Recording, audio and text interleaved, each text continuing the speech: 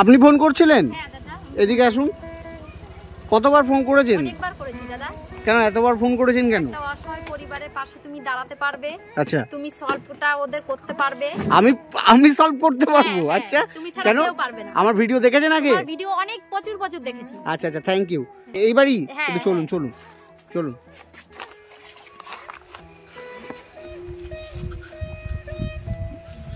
হ্যাঁ, কি হয়েছে বলুন তো? এটা কি আপনাদের বাড়ি? আচ্ছা, এই বাড়িতে কে কে রয়েছেন? আমরা দুজন আছি। এটা আপনার ছেলে? আচ্ছা, হ্যাঁ বলুন দিদি, কি হয়েছে এবারে বিষয়টা? বাবা অসুস্থ। আচ্ছা, এটাও আপনাদের বাড়ি তাই তো? হ্যাঁ। এটা কে হয় আপনার? এটা মা হয়, ভাই হয়। আচ্ছা, আর এটা আমার বাবার বাড়ি। আচ্ছা, হ্যাঁ কি হয়েছে বলুন এবারে। বলছি বাবা আগে থেকেই অসুস্থ, দীর্ঘ 10 বছর ধরে, মানে উনি বাইরে কাজ করতে অ্যাক্সিডেন্ট হয়েছিল। আচ্ছা, তখন থেকেই উনি কাজ করতে পারে না। আচ্ছা, তারপরে যে 10 দিন হয়েছে বাবা আবার ব্রেন স্ট্রোক করেছে, মাথায় ব্লাড জমে আছে। আচ্ছা, এখন ট্রিটমেন্ট করতে পারছে না। মা অসুস্থ, ভাই চোখে দেখতে পাচ্ছে না। মানে আপনার ভাই চোখে দেখতে পায় না? হ্যাঁ, ভাই চোখে দেখতে। ভাই তুমি চোখে দেখতে পারো না? না, 100% হ্যান্ডিক্যাপ সার্টিফিকেট খারাপ হয়ে গেছে। হ্যাঁ, রেটিনার খারাপ হয়ে গেছে। এই রোগের কোনো ট্রিটমেন্ট নেই। না আপনার ছেলে কিছুই দেখে না চোখে? আপনারও তো মনে হচ্ছে শরীর খারাপ মনে হচ্ছে। আপনার তো শরীর কাঁপছে দেখছি। ওরকমই সব সময়। হ্যাঁ, ও সব সময়। আমরা যেমন অক্সিজেন ছাড়া বাঁচতে পারি না, আমার মা। আচ্ছা, আপনারও কি চোখের সমস্যা রয়েছে? মানে আপনি কি আমাকে দেখতে পাচ্ছেন? পাচ্ছি অল্প। আচ্ছা, আপনি হচ্ছে ওনাদের মেয়ে? হ্যাঁ। আচ্ছা, তো মানে আপনার বাড়িতে তাহলে কে কে রয়েছে বর্তমানে? আমি, ছেলে, বাবা। আচ্ছা, তো এটা আপনার ছেলে তো। ভাই তুমি মানে চোখে কিছুই দেখতে পারো না? কিছু দেখতে পারি না, ফুল ওই আপচা দেখতে পারি। রাতে তো একদম মানে অন্ধকার হয়ে গেল, একদমই চলতে পারি না। হাতিয়ে আন্দাজে চলতে হয়, যেটুকু চলি মনের জোরে, না হলে একদমই দেখার মতো পরিস্থিতি নেই। পড়াশোনা করেছি। পড়াশোনা করেছো? কতদূর পড়েছো ভাই? আমি এইচএস পাস করেছো? আচ্ছা, তো মানে বিভিন্ন ব্লাইন্ড স্কুল বা বিভিন্ন ব্লাইন্ডদের তো এখন বিভিন্ন ধরনের ট্রেনিং দেওয়া হচ্ছে, কিন্তু আমি তো নর্মাল ভাবে পড়াশোনা করেছি। তা হচ্ছে এখন ওইভাবে পড়াশোনা করতে গেলে আবার নতুন করে পড়তে হবে, মানে ডাক্তাররা তাই বলেছে। মানে আমি ব্লাইন্ডের তো কিছুই জানি না, বাট সেও তো পরীক্ষায় এক্সাম দেওয়া না। আমি লেখাপড়া কিছুই করতে পারি না। এই মাকে বলি, না হলে যে আশেপাশে কাকি ভাইরা বোনরা আছে, ওদেরকে একটু সাহায্য নেই। নিজের ওষুধ নিজেও খেতে হয়, মাকে দেখিয়ে দিতে হয়। আচ্ছা। তো মানে ভাই তুমি কি মানে আপনার ছেলে কি জন্মগতভাবেই এরকম ছিল? না, জন্মগত ছিল না, পরে হয়েছে। আরে মানে তোমার বয়স কত ভাই? 27। তো এখন মানে আপনাদের কি বাড়িতে সোর্স অফ ইনকাম কি? মানে কেউ ইনকাম করতে পারে না। আমরা সরকারের সাহায্য ভাতা, মানে সরকারি সাহায্য পাই, রেশনের চাল ফাল পাই, আর হচ্ছে ওই যে আমাদের ভাতা পাই, আমি হ্যান্ডিক্যাপ ভাতা পাই, মা আর বাবা ভাতা পাই, ওই দিয়েই করি। টুকটাক এদিক ওদিক করে করতে হয় আমাকে। মানে সরকারি ভাতার উপরে আপনারা নির্ভরশীল হয়ে রয়েছে। আচ্ছা, পয়সা বাবা দেখতে পাচ্ছি না, এইভাবে চলতে আছে, এইভাবে চলি।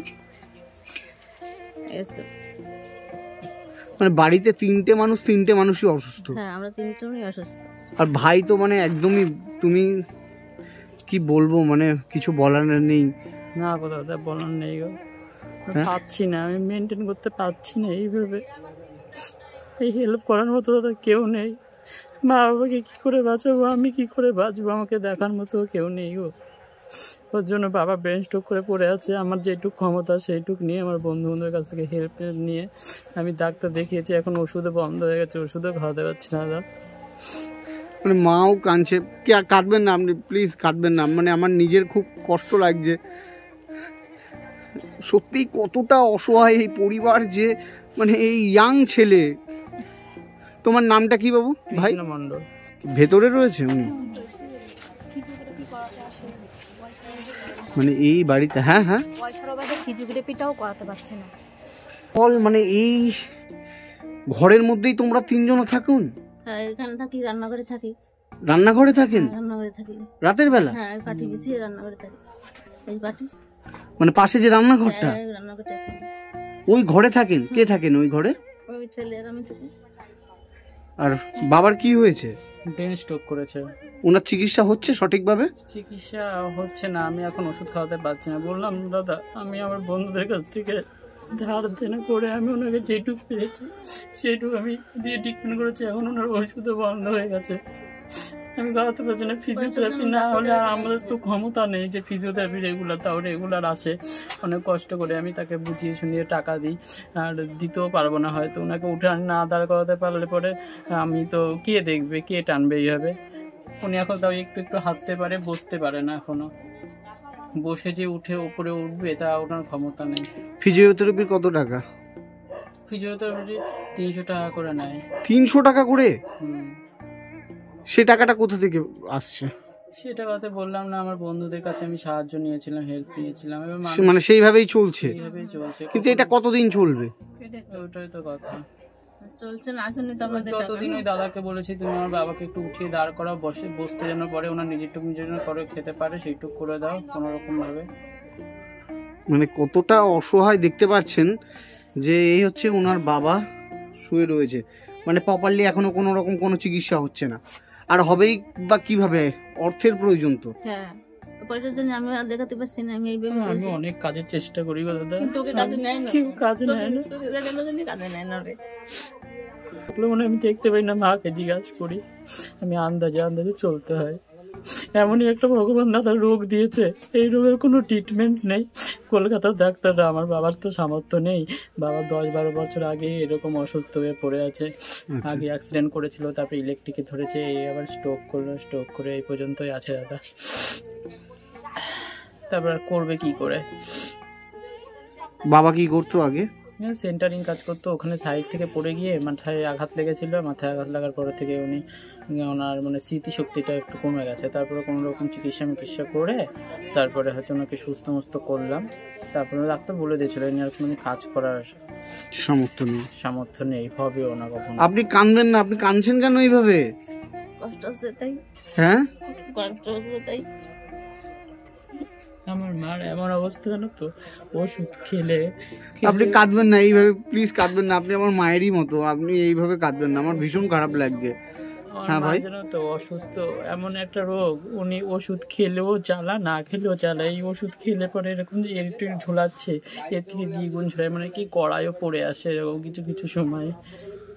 মতো খাই এখানে ওখানে পড়ে যায়। আমি কি করে দাদা সামাল দেবো? তুই দুটো অসুস্থ, আমিও অসুস্থ, পয়সার অভাবে আমি আমার টুকু আমি কখনোই দেখি না। এগুলি কি আমার মা বাবাকে ভালো রাখার চেষ্টা করি যাতে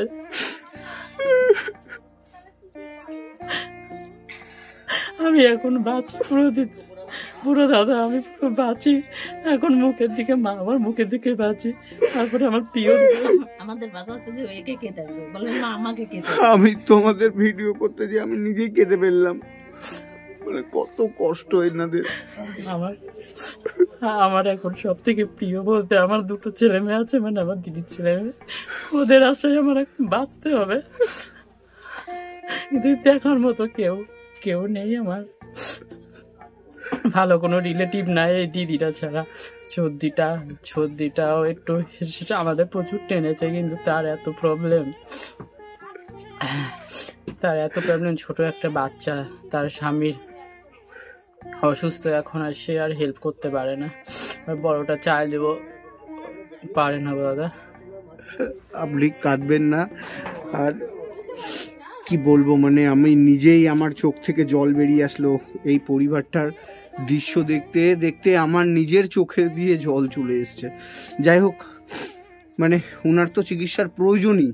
আর তার সাথে সাথে ভাই কি বলবো, যে তোমারও কিছু একটা কাজ হলে আমার মনে হয় সংসারটা চলে, তাই না? হ্যাঁ, ওটা দিয়েই চলো। আচ্ছা বলছি, শুনুন না, আপনি কাঁদবেন না। আপনার এখন কি প্রয়োজন? খাবারের চাল, ডাল, তেল, মুদিখানা সামগ্রী আছে আপনাদের? হ্যাঁ, না কিচ্ছু নেই? তাহলে রান্না করে খাওয়া দাওয়া হয় ঠিকঠাক ভাবে? যখন বাড়ি তখন হয়, না না হয়। মানে রান্নাও করেন না অনেকদিন? রান্না কি খান তাহলে? খাই, ওই ভাতই খাই, কষ্ট করে রান্না করতে, ওইটার সময় চাল মাল পাই। এইভাবে ঘরে চলতে না হয়। চাকলে পাশে কাকি আছে, কাকির কার কাছ কাছ থেকে থেকে জানতে হবে, চাল পয়সা নিয়ে পেলে- আসতে হয়। রেশনে যে চালটা পান সেটা দিয়ে চলে পুরো মাস? না না হয় না, হ্যাঁ? চাল হয় না 9 কেজি 9 কেজি চাল পাই, চাল হয় না। মানে চালটা কিনতে হয়? চালটা কিনতে হয়, যখন না থাকে তখন এই পাশে কাকি আছে, কাকির থেকে নিয়ে আসতে হয়, নিয়ে এসে আমার ওই চলতে বাজারটা হয়। থাকলো না, কাছে দিলাম যে কিছু দাও। বা কখনো কখনো রান্না করি। কখনো এটা হয় যে বাজারঘাট রান্না করা থাকলো না, তখন হচ্ছে খেতে, এবার সবসময় তো আর খাওয়া যায় না, ইচ্ছা হয় তখন কাকির কাছ থেকে একটু তো কাকি কি রান্না করেছে দিও তো। সেটাই বুঝতে পারছি। আর তোমার বাবা এখানে অসুস্থ হয়ে পড়ে রয়েছেন, তো এখন তোমাদের মূলত যেটা হচ্ছে তোমার বাবার চিকিৎসা, মানে ফিজিওথেরাপি, যেটা আমি শুনছিলাম হ্যাঁ, ডাক্তার বলে যে ফিজিওথেরাপি করাতে। ফিজিওথেরাপি করতে, প্লাস রানাঘাটের ডাক্তাররা বলছে ব্রেনের ডাক্তার দেখা যায়। তো কালকে ডাক্তার ছিল, ডাক্তার স্যার আসে। ব্রেনের ডাক্তার কোথায় দেখাবে? এই ফুলিয়া এই হসপিটাল মোড়ে একটা দোকানে আসে, ফার্মেসি। ব্রেনের ডাক্তার, তাই তো? কালকে আসে। আর ওনার ফিজিওথেরাপি, ওনার চিকিৎসা, আর কি প্রয়োজন রয়েছে এখন আপনাদের? প্রয়োজন সংসার চললে তো ভালো, হ্যাঁ, সংসার চলা নিয়ে কথা। মানে চাল ডাল তেল মুদিখানা সামগ্রীও আপনাদের প্রয়োজন, মানে খাবারেরও তো প্রয়োজন, তাই না খাবারের ভাই? প্রয়োজন, হ্যাঁ, হ্যাঁ খাবারের প্রয়োজন।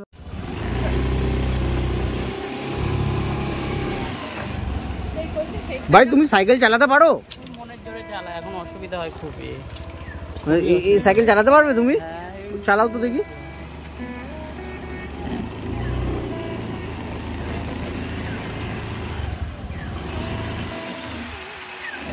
মানে এটা কি আন্দাজের ওপর চালাচ্ছ? আন্দাজে চলতে হয়। আমি যদি সাইকেল চালানো বন্ধ করে দিই, চলা যদি বন্ধ করে দিই, হ্যাঁ, তাহলে পরে আমি পুরো ঘরে বসে যাবো। একটু মনের সাহস থেকে চলি, তাই না হলে আমি না চললে পরে তো সবসময় টোটো ভাড়া করে তো যাওয়া সম্ভব না। অবশ্যই অবশ্যই। এবার সাইকেলটাকে এখন চালানো হয় না, কষ্ট মষ্ট করে চালাতে হয়। এই দোকানটা না? হ্যাঁ, আচ্ছা, আসো আসো। কেউ আছেন দোকানে? বলছি মুদিখানা সামগ্রী সব আছে আপনার দোকানে? আচ্ছা, ডাল 1 বস্তা দেবেন, মুসুরির ডাল 1 কেজি, সর্ষের তেল 1 কেজি,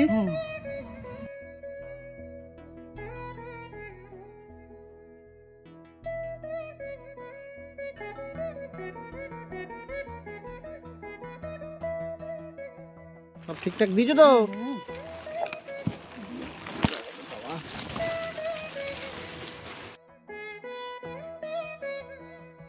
হিসাব হয়েছে? হ্যাঁ হয়েছে। কত টাকা হলো? 2020 টাকা হয়েছে। হ্যাঁ, 2000 টাকা দাও। 2000 টাকা, তাই তো? এই যে এখানে দেখুন তো কত টাকা আছে। 2000 আছে। মানে মাল নিয়ে যাচ্ছি, তাই সব থেকে অবাক লাগলো এই যে তুমি মানে কিছু দেখতে পাচ্ছ না, তাও তুমি আন্দাজে যাচ্ছ। হ্যাঁ হ্যাঁ হ্যাঁ, এই বস্তাটা একটু নিতে হবে। থ্যাংক ইউ, বস্তাটা একটু থ্যাংক ইউ। চলো ভাই, চলো ভাই, চলো।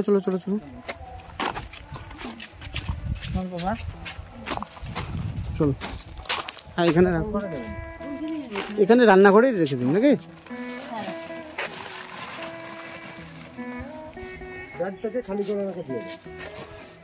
ঠিক আছে, ব্যাগটা থাক, রেখে দাও। চাল ডাল তেল সব কিছু নিয়ে এসছি, ঠিক আছে? রান্না করে খাবেন।